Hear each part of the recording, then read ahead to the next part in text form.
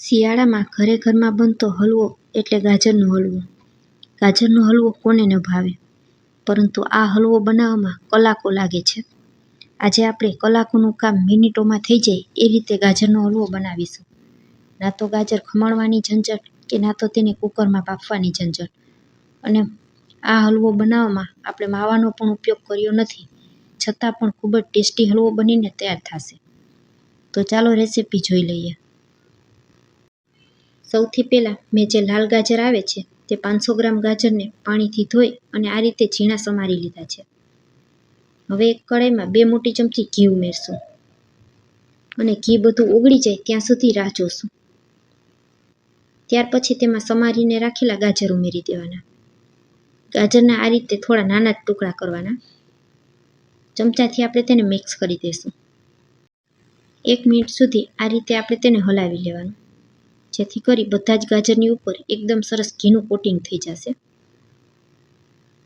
ત્યાર પછી આપણે તેમાં 3 મોટી ચમચી ખાંડ ઉમેરશું. આ ગાજર ખાવામાં ખૂબ જ સરસ મીઠા છે, તો મેં 3 ચમચી જેટલી જ ખાંડનો ઉપયોગ કરેલો છે. અને ચમચાથી તેને પણ હલાવી લેશું. ખાંડ ઓગળી જાય ત્યાં સુધી આપણે તેને હલાવવાનું છે. ખાંડ આપણે પહેલાં જ ઉમેરી દેવાની. ખાંડ ઉમેરશું એટલે ખાંડનું પાણી થશે અને આપણા ગાજર છે તે ફટાફટ સોફ્ટ થઈ જશે. તમે જાણતા જ હશો કે કોઈ પણ વસ્તુમાં ખાંડ કે મીઠું ઉમેરવામાં આવે તો તે વસ્તુ ફટાફટ ચડી જાય છે. ઢાંકણ ઢાંકી અને 1 મિનિટ સુધી આપણે તેને રહેવા દેશું. તમે જોઈ શકશો 1 મિનિટની અંદર ખાંડમાંથી બધું પાણી થઈ ગયું છે. ચમચાથી આપણે તેને હલાવી લેવાનું. એક વખત ઢાંકણ ખોલી અને આ રીતે ચોક્કસથી હલાવી લેવાનું, જેથી કરી અને ગાજર તળિયે બેસે નહીં. અને ફરી પાછું ઢાંકણ ઢાંકી અને એકદમ ધીમા તાપ ઉપર 5 મિનિટ સુધી ગાજરને થવા દેવાના. 5 મિનિટમાં આપણા ગાજર છે તે 50% જેવા ચડી જશે. હાથેથી આ રીતે તોડીએ તો ગાજર સહેલાઈથી તૂટે છે. હવે આપણે પાઉંભાજી મેસર લઈ લેવાનું અને તેની મદદથી ગાજરને આ રીતે થોડા મેશ કરી લેવાના. અત્યારે આપણા ગાજર 50% જેવા ચડેલા છે, તો બધા ગાજર એકસાથે મેશ નહીં થાય. થોડા એવા આપણે આ રીતે તેને મેશ કરવાના. અને ત્યાર પછી આપણે તેમાં દૂધ ઉમેરશું. અહીં મેં 500 ગ્રામ ગાજર લીધેલા છે, તો 2 કપ જેટલું દૂધ ઉમેરશું. દૂધ ફૂલ ફેટ હોય તેવું લેવાનું છે. અને ચમચાથી આપણે તેને હલાવી લેશું.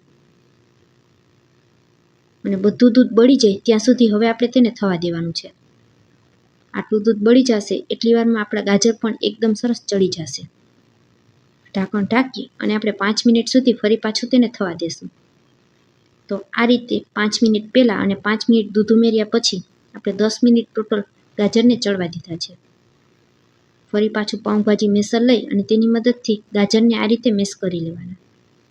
હવે તમે જોઈ શકશો ગાજર ખૂબ જ સહેલાઈથી આ રીતે મેશ થઈ જાય છે. એકદમ સરસ ચડી ગયા છે.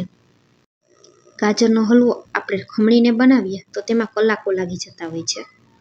આ રીતે માત્ર 10 થી 12 જ મિનિટમાં આપણો હલવો બનીને તૈયાર થઈ જાય છે અને ખાવામાં પણ ખૂબ જ ટેસ્ટી બને છે. હવે તમે જોઈ શકશો બધા જ ગાજર એકદમ સરસ મેશ થઈ ગયા છે. કોઈ પણ કટકી બાકી દેખાતી નથી. એક વખત આ રીતે ચમચાથી હલાવીને પણ મેં જોઈ લીધું છે. હવે આપણે તેમાં અડધા કપ જેટલી દૂધની તાજી મલાઈ ઉમેરશું. આ ગાજરનો હલવો બનાવવામાં મેં માવાનો ઉપયોગ કર્યો નથી, તો આપણે દૂધની મલાઈ ઉમેરીને હલવો તૈયાર કરીએ તો તે એકદમ સરસ માવાદાર જ તૈયાર થશે.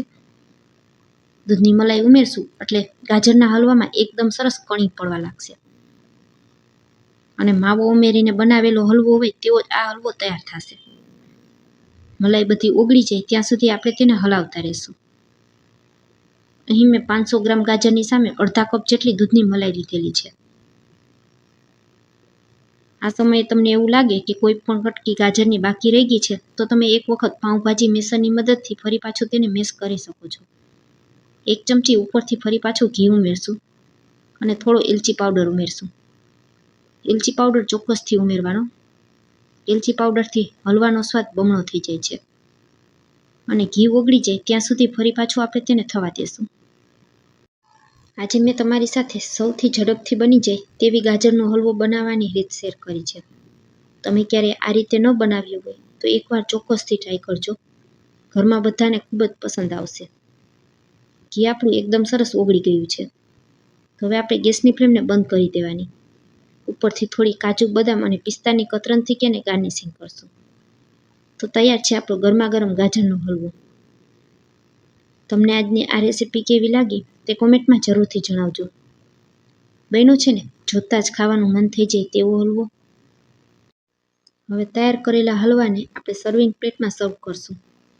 તો ફ્રેન્ડ્સ, આજની આ હલવો બનાવવાની રીત તમને જરા પણ પસંદ આવી હોય તો વિડીયોને એક લાઇક કરજો, તમારા ફ્રેન્ડ્સ અને ફેમિલીમાં શેર કરજો. અને મારી રેસીપીઓ તમને જોવી ગમતી હોય અને હજી સુધી મારી ચેનલને સબસ્ક્રાઈબ ન કરી હોય તો મને સપોર્ટ કરવા બદલ મારી ચેનલને સબસ્ક્રાઈબ કરજો. ફરી મળીશું આવી જ એક નવી રેસીપી સાથે. ત્યાં સુધી સૌને મારા જય માતાજી. વિડીયો અહીં સુધી જોવા બદલ આપનો ખૂબ ખૂબ આભાર.